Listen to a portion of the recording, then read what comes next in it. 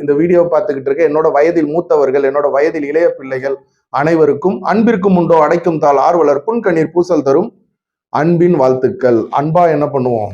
அன்பு சகலத்தையும் வெல்லும், அன்பு சகலத்தையும் ஜெயிக்கும், குண்டு போடுறதெல்லாம் நிப்பாட்டிரும். உலக நாடுகளுக்குள்ள அன்பு என்ன ஆகும்? நம்ம வீட்டில் முதல்ல நம்ம குடும்பத்துல கணவன் மனைவி கிட்ட இருந்து பிள்ளைகள் கிட்ட இருந்து அன்பை என்ன பண்ணுவோம்? ஆரம்பிப்போம். உலக நாடு தானா அமைதியாயிடும். இந்த கமாண்ட் சிந்திக்க வைக்குது இல்லைங்களா? ஏதோ ஒரு நாட்டுல பிரச்சனை, அந்த நாட்டுக்காக நம்ம இங்க உட்காந்து ஜெபம் பண்ணலாமா? கேட்டது நல்ல கேள்விதான். ஒன்றும் இல்லை, மதுரையில ஒரு பிரச்சனை, அதுக்காக நீங்க திருநெல்வேலியில உட்காந்து ஜெபம் பண்ணீங்கன்னா, கோயம்புத்தூர்ல ஒரு பிரச்சனை, ஈரோட்ல உட்காந்து ஜெபம் பண்ணீங்கன்னா, அந்த மாதிரி கேட்கும்போது அதே மாதிரி ஆசீர்வாதத்துக்கு வாங்க. இது உங்க எல்லாருக்கும் தெரிஞ்ச வசனம். உங்க எல்லார் வீட்டு, உங்க வீட்டு, என் வீட்டு வாக்குத்தத்த அட்டை காலண்டர்ல கம்பல்சரி என்ன ஆகும்னா இந்த வசனம் இருக்கும். என்ன வசனம்? சங்கீதம் 134 அதிகாரம் 3 வசனம். வானத்தையும் பூமியும் உண்டாக்கின கர்த்தர் சீயோனிலிருந்து உன்னை ஆசீர்வதிப்பாராக. ஆண்டவராய் இயேசு கிறிஸ்து சீயோனிலிருந்து ஆசீர்வதிப்பாராகவா? அப்ப நம்ம ஊருக்குள்ள இருந்து, நம்ம வீட்டுக்குள்ள இருந்து ஆசீர்வதிக்க மாட்டாப்லையா? கேள்வி வருது இல்ல? சங்கீதம் 128 அதிகாரம் 5 வசனம். கர்த்தர் சீயோனிலிருந்து உன்னை ஆசீர்வதிப்பார், நீ ஜீவனுள்ள நாட்கள் எல்லாம் எருசலேமின் வாழ்வை காண்பாய். இதுலயும் சீயோனில் இருந்துதான். அப்போ இந்த கேள்விய யாராவது ஒருத்தர், இப்ப விமல் நண்பர் கேட்ட மாதிரி, உளுந்தூர்பேட்டைக்காக, நீ உளுந்தூர்பேட்டையில தானப்பா போய் ஜெபம் பண்ணோம், நீங்க என்னையா விழுப்புரம் டோல்கேட்ல நின்று ஜெபம் பண்ணிக்கிட்டு இருக்கீங்க? அந்த மாதிரி கேட்டா, அந்த மாதிரி என்னப்பா உங்க ஆண்டவர் சியோனில் இருந்து ஆசீர்வதிப்பாராம்?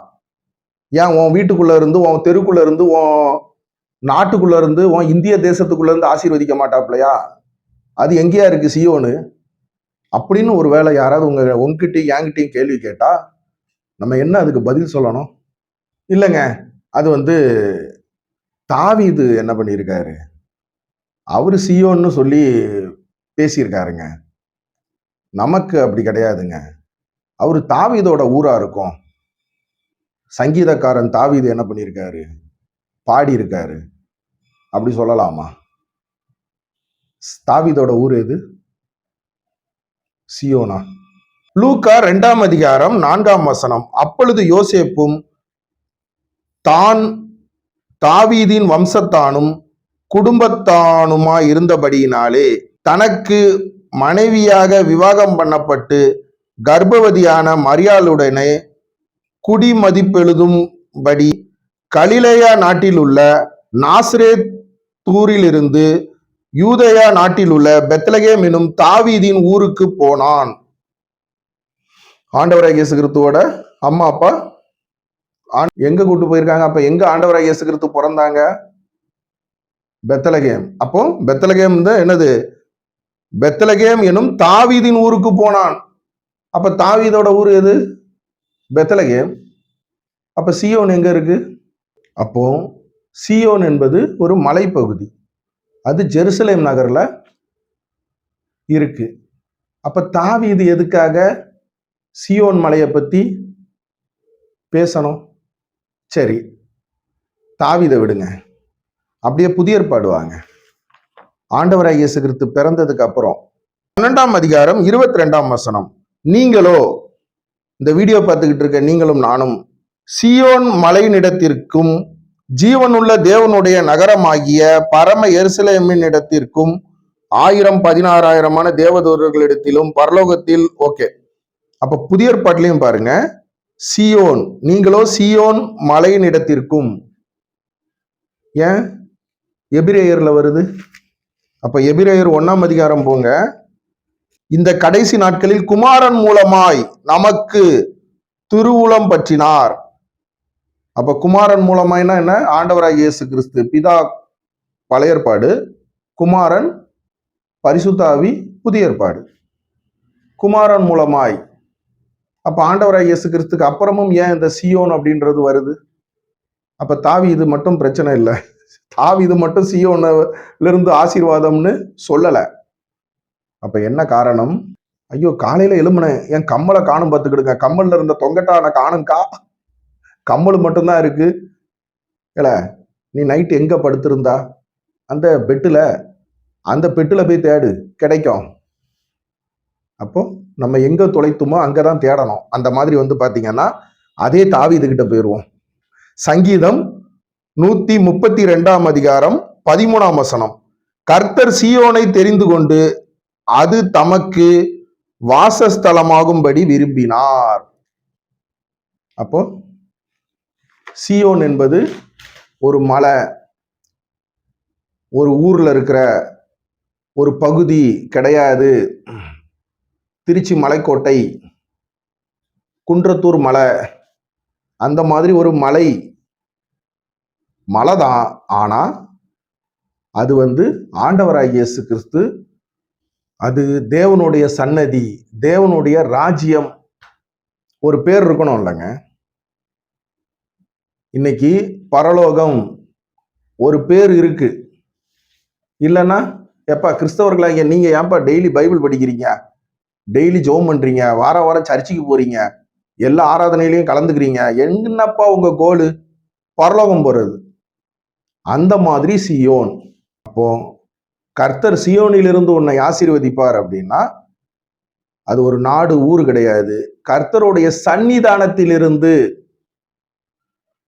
சொசைட்டில பால் ஊத்துறாங்க, போய் என்ன பண்ணு, காலையில 5 மணிக்கெல்லாம் போய் வாங்கிட்டு வாழ, 6 மணிக்கு போனா என்ன ஆயிரும், பால் காலி ஆயிரும். சொசைட்டிக்கு போ, அப்படி மாட்டுப்பால், சுத்தமான பால் என்ன ஆகும் அப்படின்னு கிராமத்துல சொல்லுவோம் தெரியுமா? அப்போ அந்த சொசைட்டியிலிருந்து பால். அந்த மாதிரி தேவனுடைய சன்னிதானத்திலிருந்து, தேவனுடைய கரத்திலிருந்து, தேவனுடைய பிள்ளைகளாகிய உங்களுக்கும் எனக்கும் ஆசீர்வாதம். அதுதான் சியோன் அப்படின்றதுக்கான அர்த்தம். கரெக்டா? ஒரு தவறான தகவல் ஏதாவது கொடுத்துருந்தேன் அப்படின்னா மன்னிச்சிருங்க. இனி வரக்கூடிய காலங்களில் யாராவது உங்ககிட்ட, என்னப்பா உங்க கர்த்தர், உங்க ஆண்டவராக இயேசு கிறிஸ்து ஏன் உள்ளூருக்குள்ள இருந்து ஆசீர்வதிக்க மாட்டாரா? வெளியூர்ல இருந்து தான் ஆசீர்வதிப்பாரா? ஐயா சியோனிலிருந்து தான் ஆசீர்வதிப்பாரா? அது எங்கேயா கிடக்கு சியோனு அப்படின்னு சொன்னாங்கன்னா, சியோன் என்பதற்கு ஆண்டவராய் இயேசு கிறிஸ்துவோட சன்னதி. என் கையால உனக்கு என்ன பண்றேன், ஏல ஒரே ஒரு உருண்டை மட்டும் சாப்பிட்டுல, அம்மா கையால உனக்கு என்ன பண்றேன், சாப்பாடு விட்டுறேன். பிள்ளைன்னு சொல்லும்ல, பிள்ளைகளே கேட்கும்ல, அம்மா உன் கையால சாப்பாடு விட்டுனா நான் சாப்பிட்றேன். யாம்ல டிஃபன் பாக்ஸ் அப்படியே வச்சிருக்கா, ஸ்கூல்ல என் கையால சாப்பிட வேண்டியதாகி போச்சு, அதனால சாப்பிடல. நான் எங்க அம்மா கையால சாப்பிட்டா என்ன பண்ணுவேன், கீரை குழம்பு சாப்பிட்டுருவேன், இல்லைன்னா தூர ஊத்திடுவேன். என் கையால என் பிள்ளைக்கு ஊட்டி விட்டா சாப்பிடுவா டீச்சர், அதனாலதான் என்ன பண்ணேன், லஞ்ச் டைம்ல என் கையால ஊட்டி விடுறேன். அதுதான், அந்த மாதிரி தான் சியோன். அப்ப சியோன் என்பது என்ன? ஆண்டவராய் இயேசு கிறிஸ்துவோட கரம், ஆண்டவராய் இயேசு கிறிஸ்துவோட என்ன வேணா வச்சிங்க. ஆக மொத்தம் ஆண்டவராய் இயேசு கிறிஸ்துகிட்ட இருந்து வரக்கூடிய, ஆண்டவராய் இயேசு கிறிஸ்துகிட்ட இருந்து, அதுதான் அந்த மீனிங் தான் சியோன். இந்த வீடியோ பார்த்துக்கிட்டு இருக்க ஒவ்வொருத்தரையும் ஆண்டவராய் இயேசு கிறிஸ்து சியோனில் இருந்து ஆசீர்வதிப்பாராக. இந்த வீடியோ பார்த்துக்கிட்டு இருக்கு நீங்க என்ன பண்ணுங்க, முடிஞ்சா கமெண்ட்ல தம்பி ஒன்னையும் அண்ணே உங்களையும் ஆண்டவராய் இயேசு கிறிஸ்து சியோனிலிருந்து ஆசீர்வதிப்பார் போட்டு விடுறீங்களா? என்ன சொல்லுவாங்க, கிவ் அண்ட் டேக் பாலிசி. நீங்கள் கொடுத்தால் உங்களுக்கு திரும்ப கிடைக்கும்.